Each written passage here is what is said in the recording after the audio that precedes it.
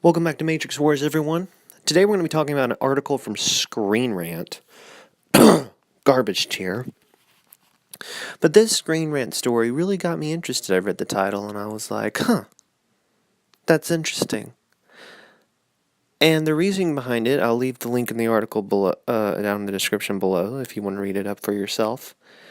It's very interesting because they're saying that the Rotten Tomatoes score for Revenge of the Sith has fallen to like a 65% when it was originally like an 80 something percent, and or maybe it was like a 70%. It doesn't matter. It's fallen a lot.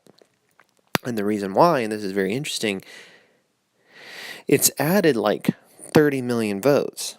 Now, their reasoning behind this, they said, of course, they said this might not be the reason, but this is the first thing they jump on, is that the Star Wars fandom is a fandom of hate, basically.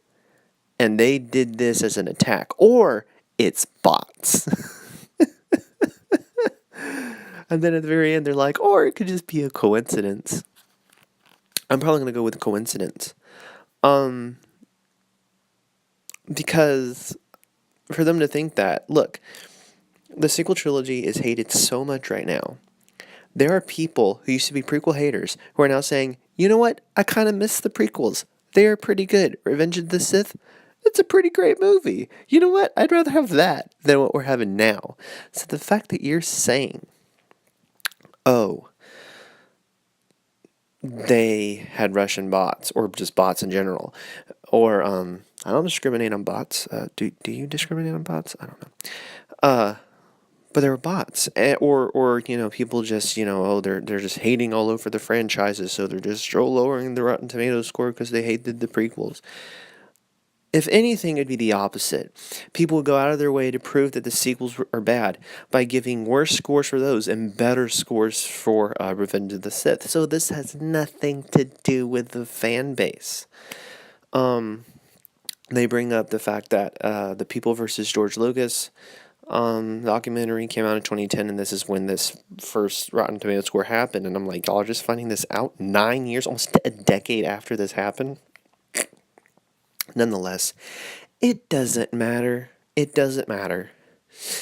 Everyone agrees, no matter what Rotten Tomatoes says, most people agree Revenge of the Sith is the best prequel movie.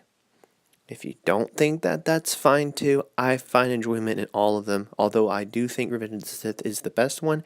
And in my personal, totally subjective opinion, I like Revenge of the Sith more than any other Star Wars movie. To me, it should have 150% on Rotten Tomatoes, if that was even possible. It's not. So, it was just interesting. I read this article and I was like, kind of confused at first. And then I got to the point where they're like, it's bots. It's bots. Or those evil, hating Star Wars fans doing what they always do. No. Or it's a coincidence. It's probably that one, Screen Rant. It's probably just a mess up, a mishap, a mistake. It's not, bots. Because 30 million, it's like 33 million votes that got added. That's kind of ridiculous. It's really ridiculous for that many votes to go into a Rotten Tomato thing. Like, that's a lot. If anything, I would be looking to Disney, who could have paid money to Rotten Tomatoes and like, hey, why don't you throw some shade at the most favorite prequel movie so that we look, better. Although the audience score for Revenge of the Sith is still better than The Last Jedi. So, suck it. Anyways, let me know what you guys think about the whole thing. Read the article if you want. Like, comment, subscribe, dislike the video. I don't care. I might have missed something. If you guys find something that I missed in it, Please let me know. I'd like to know, because this is, again, Revenge of the Sith is my favorite. This is a weird anomaly, and I'd really like to know more about it. So, if you guys find something about it that I don't know, which I probably don't, but if you guys find something, please let me know. Because according to Screen Rant, or not Screen Rant, but, comicbook.com and all of them, we're having 2019 is the best year for Star Wars. Which I highly doubt, but okay. This apparently, this finding proves otherwise. No, I'm kidding. So, anyways, thanks for watching.